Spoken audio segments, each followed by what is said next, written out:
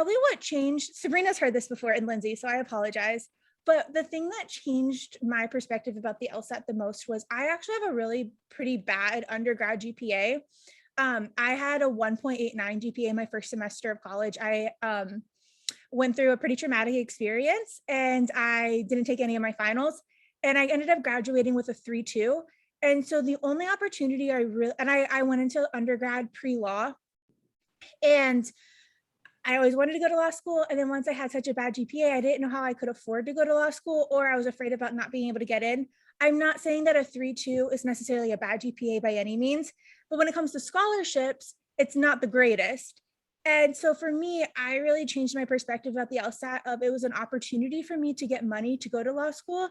And it actually helped me even out the playing field, because if it wasn't for the, like, I go to law school for free right now, and it's completely because of my LSAT score. And if it wasn't for the LSAT, I definitely wouldn't have this opportunity. And so I encourage everybody, like whenever you're studying for the LSAT, think about how much you're paying yourself per hour. So like if you go to law school for free or if you get a scholarship, so for me, I think every hour I studied, I paid myself $350.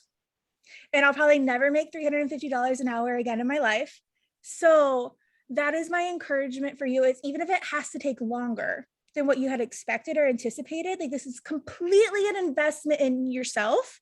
And it took a lot of, I guess, like just rethinking about how I think even about myself, to know that I want to put my best energy towards myself to prepare myself for my future so that I can set myself up for success in law school so I eventually can help others. So don't be afraid. I guess with all of that, I want to just circle around and say, don't be afraid to be a little bit selfish with your time right now, or a lot selfish with your time right now, so you eventually can be more for others down the road.